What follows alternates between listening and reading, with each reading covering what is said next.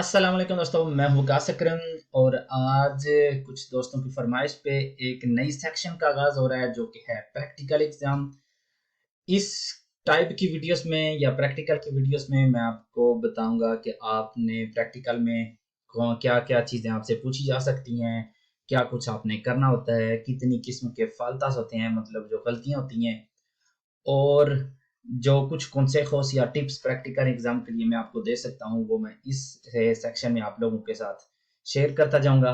आज की वीडियो में सिर्फ और सिर्फ हम देखेंगे कि जो प्रैक्टिकल का इम्तिहान होता है वो कैसे होता है, कौन कौन सा मनियोब्रा हमसे करवाया जा सकता है, कितनी किस्म की गलतियां हैं प्रैक्टिकल एग्जाम में, और हर किस्म की गलती हम कितनी कर सकते हैं, मतलब जिससे हमें फेल किया जा सकता है। तो आज की वीडियो में हम सिर्फ ये तीन चीजें देखेंगे: इम्तिहान कैसा होता है, कौन कौन सा मनियोब्रा हमसे करवाया जा सकता है, और जो गलतियां की जाती हैं उनकी किस्में, क्योंकि वो आप देखेंगे जिस तरह की भी गलती होगी उस हिसाब से आप 10 गलतियां भी कर सकते हैं, और कुछ ऐसी होती हैं जो कि सिर्फ एक के साथ आप मतलब आउट हो सकते हैं एग्जाम से। तो आगाज करते हैं सबसे पहले आज की क्लास का कि प्रैक्टिकल एग्जाम कैसा होगा, उसके बारे में थोड़ी सी इंफॉर्मेशन। सबसे पहले ये आपका जो टीचर होगा, आपका जो प्रोफेसर होगा जिसके साथ आपने प्रैक्टिकल की क्लासेस ली होती हैं, वो आपके साथ बैठा होगा, और जो एग्जामिनर होगा, जो इंस्पेक्टर समझ लें देखे का, वो पीछे बैठा होगा। आप सुस्पेंदर हो जाएंगे बिल्कुल जब पहली बार आपके टीचर को कोई भी काम करना पड़े, क्योंकि साथ में वो क्यों होता है, ताकि कोई भी खतरे वाली कोई बात होगी, चीज होगी, तो वो क्योंकि उसके पाँव के नीचे भी पैडल्स होते हैं, तो वो ब्रेक लगा ले, या जब रेस की जरूरत हो तो थोड़ी सी गाड़ी को तेज कर दे ताकि किसी भी और के लिए खतरा ना हो। लेकिन जब थोड़ी सी भी इंटरवेंशन करेगा आपका टीचर, तो वो आप automáticamente बिल्कुल आप फेल हो जाएंगे। मतलब वो एंड तक आपका वेट करेगा कि आप खुद ही अपनी गलती को सुधार दें, लेकिन एंड तक जब उसको कोई और मौका ना मिला तो वो अपने पेडल्स का यूज करेगा, और पेडल के साथ एक जो है ना सील बात होती है वो बच जाती है, और उसके साथ आपका इम्तिहान वहीं पे खत्म हो जाता है कि आप को आपका टीचर जो होगा वो इंडिकेशंस भी नहीं दे सकेगा। बिल्कुल उसने खामोश रहना है मुकम्मल तौर पे, सिर्फ सिर्फ आपसे जो बात करेगा, आपको इंडिकेशंस देगा, वो उस दिन टेस्ट वाले दिन सिर्फ और सिर्फ एग्जामिनर होगा जो देखे का इंस्पेक्टर होगा। आमतौर पे ये इम्तिहान 25 मिनट का ही होता है, लेकिन बहुत दफा इंस्पेक्टर जो है ना वो इस चीज को, जो एग्जामिनर होता है वो इस चीज को कम भी कर सकता है, और अगर जरूरत पड़े थोड़ा सा ज्यादा भी कर सकता है, लेकिन ये नॉर्मल नहीं है। बहुत दफा कम हो सकता है लेकिन ज्यादा इससे 25 मिनट से ज्यादा नहीं। डिपेंड करता है जो डिसाइड करे एग्जामिनर। तो ये कुछ शुरू में कुछ इंडिकेशंस थी। तो अब चलते हैं जो मान्योब्रास आपसे करवाए जा सकते हैं। मतलब आप एग्जामिन देने जा रहे हैं प्रैक्टिकल का, तो आपसे जाहिर सी बात है आपने जब प्रैक्टिकल की क्लासेस ली होंगी तो ये सारे मान्योब्रास आपने प्रैक्टिस की होनी चाहिए, क्योंकि जो भी मैं आपको 5 बताने जा रहा हूँ इन 5 में से आपको 2 करवाए जा सकते हैं। जो भी 5 आप देखेंगे इनमें से कम ऐसा ही होता है कि आपको इन इन 5 में से 2 करवाए जाते हैं। लेकिन फिर मैं रिपीट कर देता हूँ, ये एग्जामिनर पे डिपेंड करता है, वो आपसे एक भी करवा ले और वो सेटिस्फाई हो तो आपको दूसरा शायद ना भी करवाए। लेकिन हमें ये पता है कि हमने गाड़ी के अंदर गाड़ी चलानी कितनी है ना, आमतौर पे 25 मिनट, और उन 25 मिनट में अभी जो मैं आपको बताने जा रहा हूँ उनमें से ज्यादातर आपको 2 करवाए जाते हैं। तो सबसे पहले है ये, इसको कहते हैं maniobra G marcha atrás en recta y curva। मतलब कुछ इस तरह की सिचुएशन होगी जिसमें आपको पहले रेक्ता में रिवर्स गाड़ी चलानी होगी, और उसके बाद थोड़ा सा आपको ये कुर्बा भी लेना होगा। मतलब ये maniobra आपको करवाया जा सकता है। ये जो इन्फॉर्मेशन मैं आपको दे रहा हूँ ये किसी अवदस्कोला की नहीं है, ये बाकायदा देखते के पेज पे है, और उस पेज का या जहां से ये मटेरियल मैंने लिया है उसका लिंक भी मैं इस वीडियो के डिस्क्रिप्शन में रख देता हूं, ताकि आप खुद डिटेल के साथ अगर देखना चाहें तो देख सकते हैं। तो एक मनियोब्रा ये है जो आपसे करवाया जा सकता है रेक्ता में मार्चा त्रास, और उसके बाद थोड़ा सा कुर्बा में भी। इस सारी चीजों का जाहिर सी बात है मकसद ये है कि आप इम्तिहान से पहले इन चीजों की प्रैक्टिस कर लें।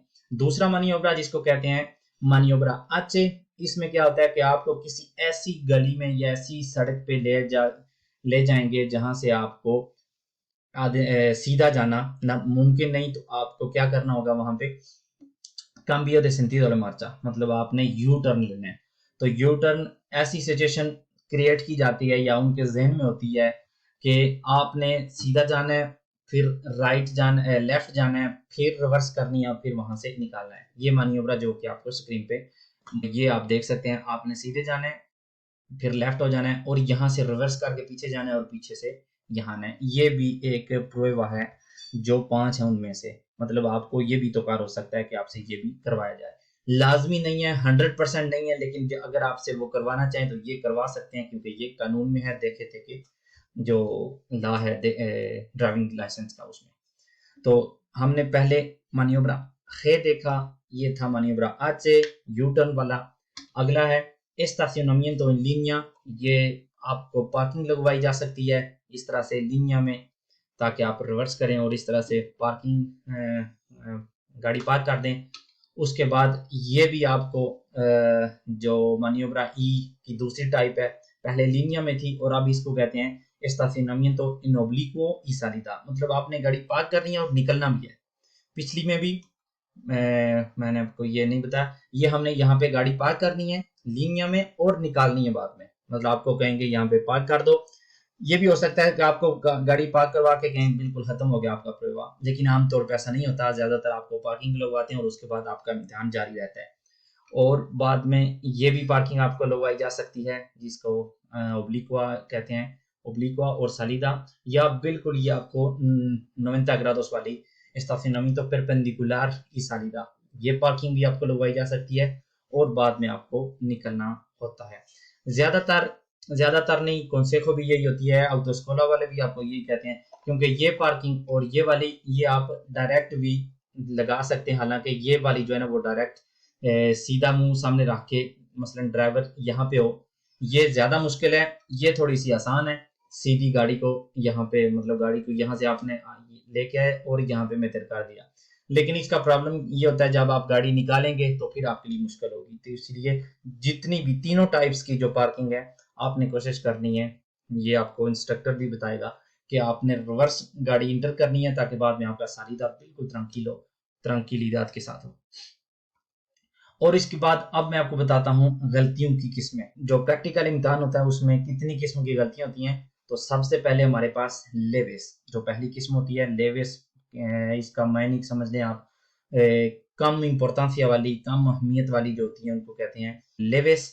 ये कैसी होती हैं गलतियां? ये होती हैं las faltas leves son aquellas que no suponen un obstáculo ni peligro।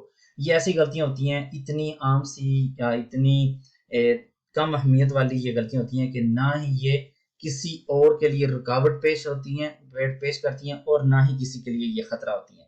मतलब ऐसा काम जो कि आप सही नहीं करते, लेकिन सही ना करने के बावजूद वो किसी दूसरे के लिए रुकावट भी नहीं है और खतरा भी नहीं है। दूसरी जो होती हैं वो होती हैं डेफिशिएंटेस।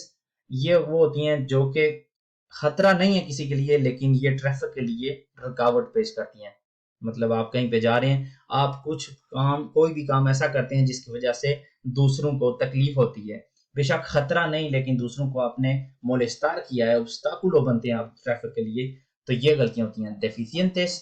और जो तीसरी टाइप होती है वो होती है एलिमिनाटोरियास। ये होती हैं जो डायरेक्ट ट्रैफिक के लिए या दूसरों के लिए खतरा होती है। Las faltas eliminatorias son aquellas que suponen un peligro। तो ये तीनों टाइप की जो फाल्तास हैं, ये तकरीबन 40 से 45 जो है ना, ये देखे थे कि जो पेज है उसमें मौजूद हैं। तो अगली वीडियो में मैं आपको सारी लेवेस जो है ना वो मतलब बताऊंगा, जो 45 तकरीबन 45 जो है ना वो डिस्क्रिब की गई हैं कि कौन कौन सी हैं जो कि लेवेस कंसीडर की जाती हैं। उसके बाद एक वीडियो डेफिशिएंटेस की होगी और एंड पे एक वीडियो एलिमिनाटोरियस की, जो कि आप सिर्फ एक गलती करें तो आपका एग्जाम खत्म हो जाता है। तीनों की तकरीबन मासो मेहनत जो है ना वो 40 से 45 तक जो है ना वो आपको मिल सकती हैं देखे थे के पेज पे, और बहुत सारे ऑटोस्कोलास ने भी अपनी वेबसाइट पे वो अपलोड की हुई हैं। तो अब मैं आपको बताता हूँ कि इनकी अहमियत क्या है। ये तो हमने देख लिया ये क्या है। तो एग्जाम में अगर आप करते हैं el examen práctico se suspende si acumula las siguientes faltas, तो कब आप एग्जामिन फेल करेंगे, कितनी गलतियां आप कर सकते हैं।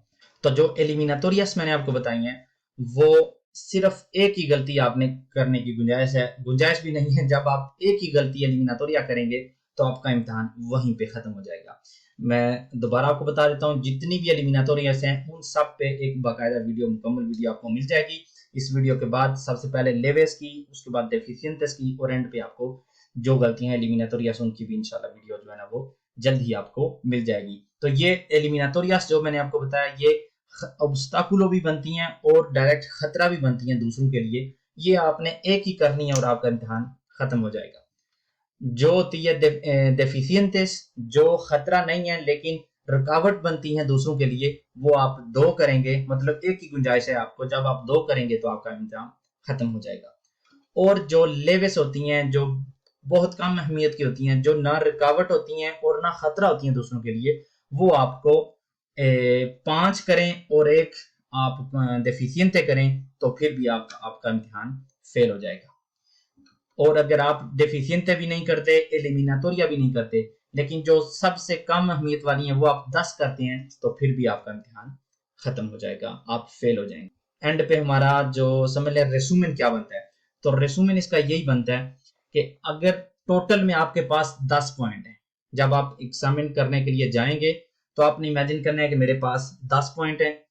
एलिमिनाटोरिया होगी जो रुकावट भी होती है और खतरा भी होती है दूसरों के लिए, उसके मुकम्मल एक ही गलती के 10 पॉइंट मेरे खत्म हो जाएंगे और मैं इम्तिहान फेल हो जाऊंगा। जो डेफिशिएंटे होती है, जो दूसरों के लिए रुकावट तो बनती है, खतरा नहीं होती, वो हर एक गलती के 5 पॉइंट है। तो मैं एक कर सकता हूँ, 5 पॉइंट अगर दो करूंगा तो मेरी 10 के 10 पॉइंट मेरे जाते रहेंगे, तो वो भी मैं फेल हो जाऊंगा। और लेवेस जो होती हैं, जो ना रुकावट होती हैं, ना पेलिग्रो होती है, ना खतरा होती हैं, तो वो मैं 10 गलतियां कर सकता हूँ। अगर पिछली दोनों में से मेरी कोई भी नहीं, तो ये मैं 10 कर सकता हूँ। तो इस तरह मतलब 9 कर सकता हूँ। अगर मैं 10वीं करूंगा तो मेरा इम्तिहान फेल हो जाएगा। तो छोटी छोटी जो रुकावट बने, ना खतरा बने, वो आप 9 कर सकते हैं गलतियां। अगली वीडियो में इसके ऊपर बनाऊंगा जो गलतियां हैं वो कौन कौन सी हैं लेवेस वाली। तो आप वो 10 नहीं कर सकते, 9 कर सकते हैं। 10वीं करेंगे तो आपका इम्तिहान फेल हो जाएगा। तो आपके पास टोटल 10 पॉइंट है। हर लेवे का 1 पॉइंट काटा जाता है, हर डेफिशिएंटे के 5 पॉइंट, और एलिमिनाटोरिया डायरेक्ट आपके 10 पॉइंट जो है वो काट लेती है। तो ये है हमारा प्रैक्टिकल इम्तिहान। उम्मीद करता हूँ कि आपको कुछ ना कुछ इस वीडियो से सीखने को जरूर मिला होगा। इंशाल्लाह नेक्स्ट वीडियो में जो कम अहमियत वाली, जो ना खतरा होती हैं ना रुकावट होती हैं, वो गलतियां जो है ना वो लेके टोटल 45 तकरीबन है, वो आप लोगों के साथ शेयर करूंगा। तब तक लिए इजाजत दीजिए। अल्लाह हाफिज।